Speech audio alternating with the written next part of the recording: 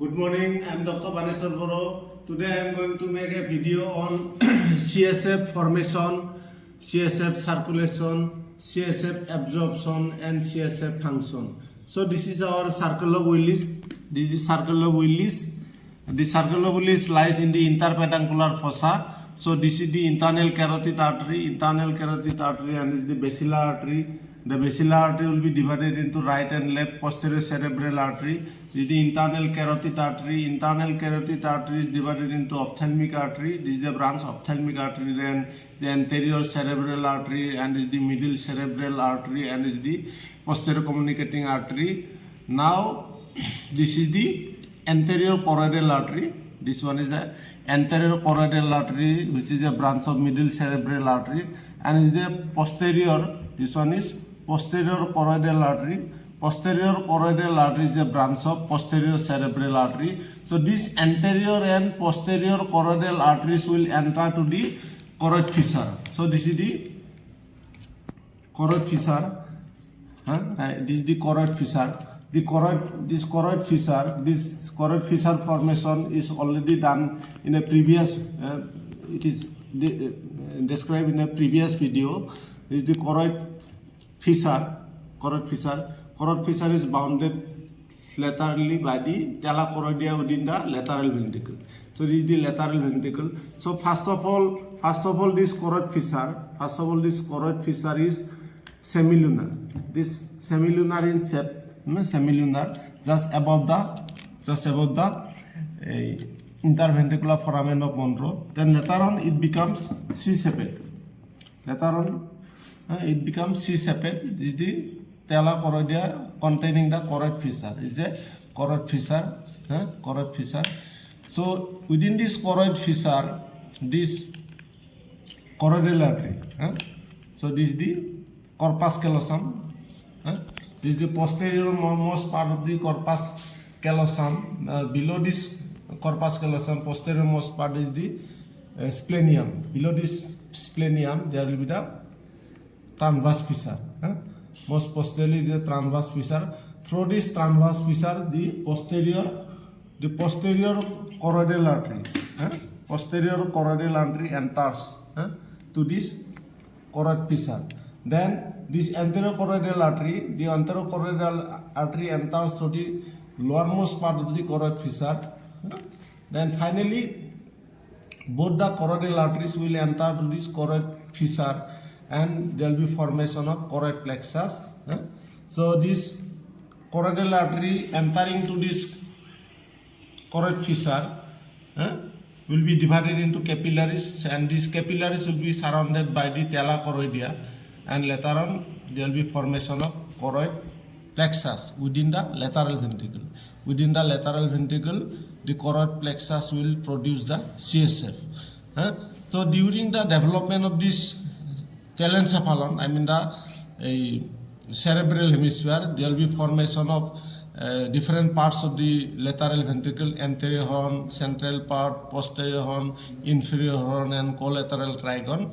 So there will be the production of CSF within the lateral ventricle. So this is our bigger model. This one is the bigger model. So in this bigger model, this is the cavity. This is the cavity that is called lateral ventricle. This is a right lateral ventricle and it is left lateral ventricle. This one is also known as first ventricle, and this one is also known as second ventricle. Then this is the third ventricle. This one is a third ventricle. So this is the first ventricle or right lateral ventricle, and this is the left lateral ventricle or second ventricle, and this one is the third ventricle.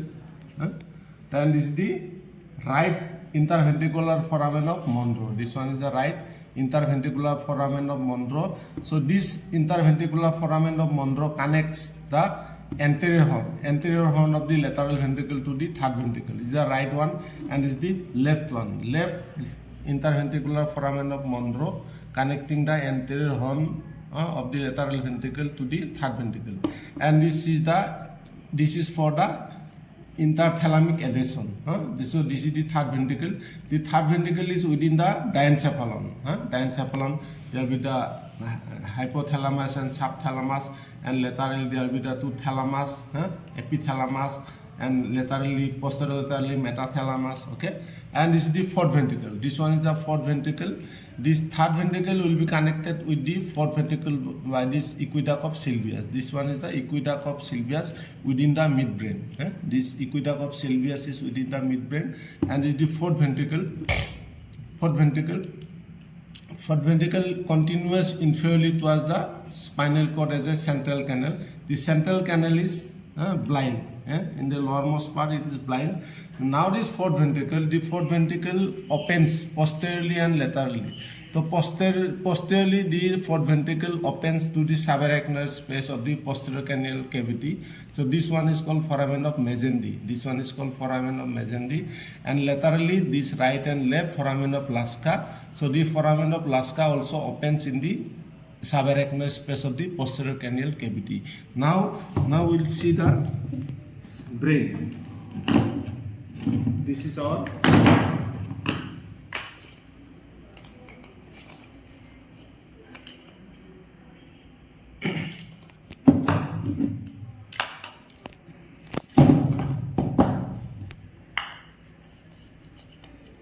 so this is the right and left cerebral hemisphere.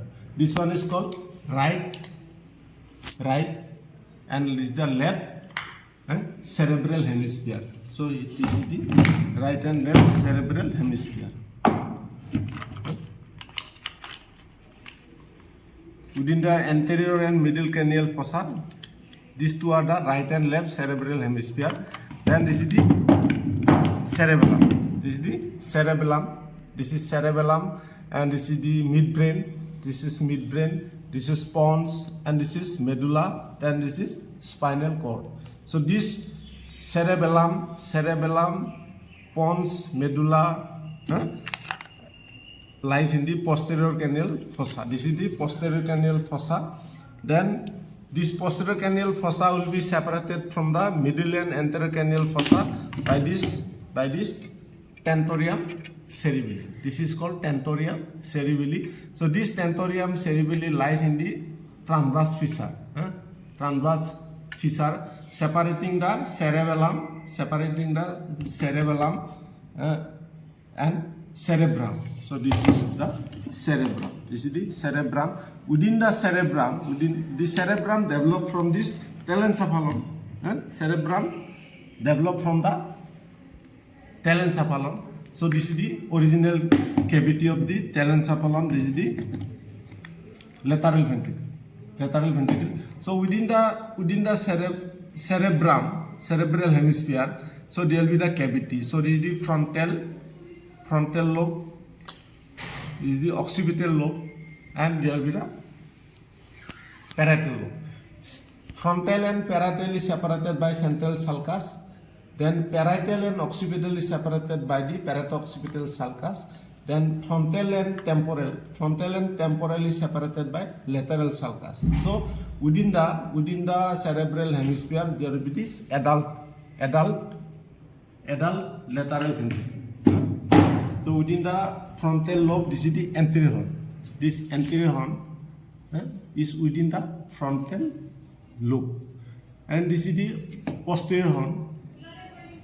This is the posterior horn. The posterior horn lies within the occipital lobe. Okay. Then this is the inferior horn. The inferior horn lies within the temporal lobe.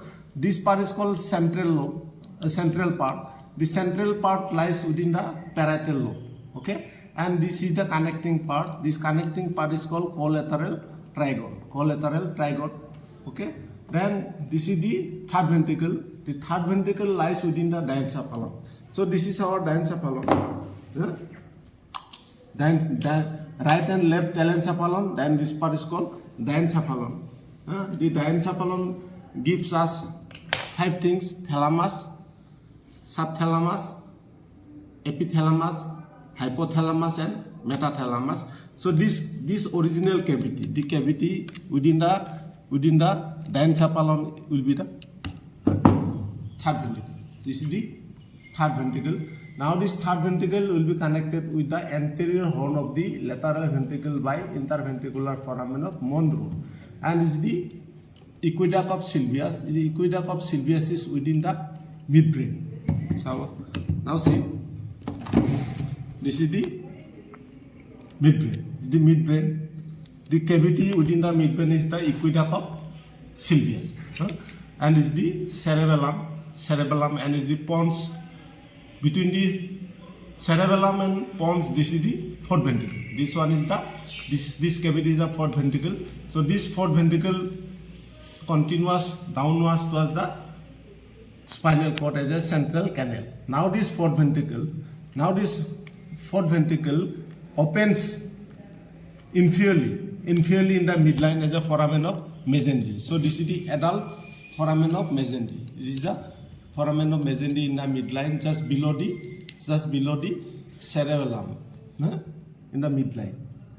And laterally there will be the foramen of Lasker. This will be the opening of the fourth ventricle laterally to the subarachnoid space of the posterior cranial fossa, posterior cranial fossa or posterior cranial cavity. So this is the foramen of Lasker. Okay. Now this CSF is formed within the lateral ventricle by the help of these two choroidal arteries. These two choroidal arteries are, this is the anterior choroidal artery. So this anterior choroidal artery entering through the third ventricle, and it comes to the anterior horn of the lateral ventricle through the interventricular foramen of Monro. Okay. Then this is the posterior choroidal artery. Anterior choroidal artery comes to the inferior horn. This anterior choroidal artery enters to the inferior horn of the lateral ventricle, and this posterior choroidal artery, which is the branch of posterior cerebral artery, enters to the third ventricle just below the splenium of the corpus callosum. Then it comes to the anterior horn of the lateral ventricle through this interventricular foramen of Monro. Then now within the lateral ventricle they will form the choroid plexus. So from this choroid plexus there will be the formation of CSF. Now this CSF, which is available within the lateral ventricle, CSF which is produced within the lateral ventricle, now the CSF will enter to the third ventricle through this interventricular foramen of Monro. This is the right interventricular foramen of Monro, and this is the left interventricular foramen of Monro. Now this CSF, which is available within the third ventricle, will go to the fourth ventricle through this aqueduct of Sylvius. This is called aqueduct of Sylvius. Now this CSF will be available in the fourth ventricle. From this fourth ventricle, it will go down through the central canal of the spinal cord. Then the CSF of the fourth ventricle will come out from the fourth ventricle to the subarachnoid space of the posterior cranial fossa, through this foramen of Mezendy and foramen of Lasker, right and left foramen of Lasker. Now the CSF of the posterior cranial fossa will ascend superiorly through this U-shaped nodes. So this is the tentorium cerebelli, which is the roof of the posterior cranial fossa. Now the CSF of the posterior cranial fossa will ascend through this tentorial nodes. Now the CSF will be available around the subarachnoid space, of this cerebral hemisphere of the anterior and middle cranial fossa.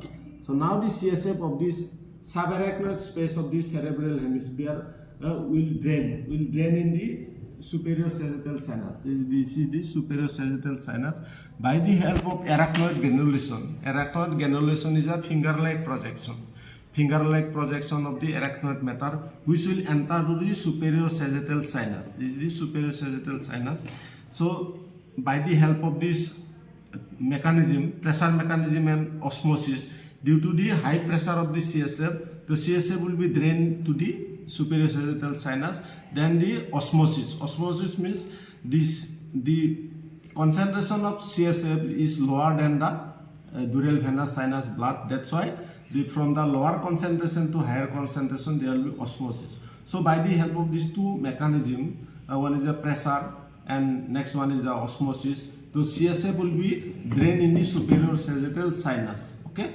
So this is about the formation of the CSF within the lateral ventricle, then circulation, then absorption to the superior sagittal sinus. Okay. Then this function mainly is the nourishment, then shock absorber, then buoyancy. So these are the different functions of the CSF. Okay. Thank you. Now the CSF which is available in the inferior horn of the lateral ventricle will also open to the subarachnoid space of the cerebral hemisphere. So in this way, the CSF is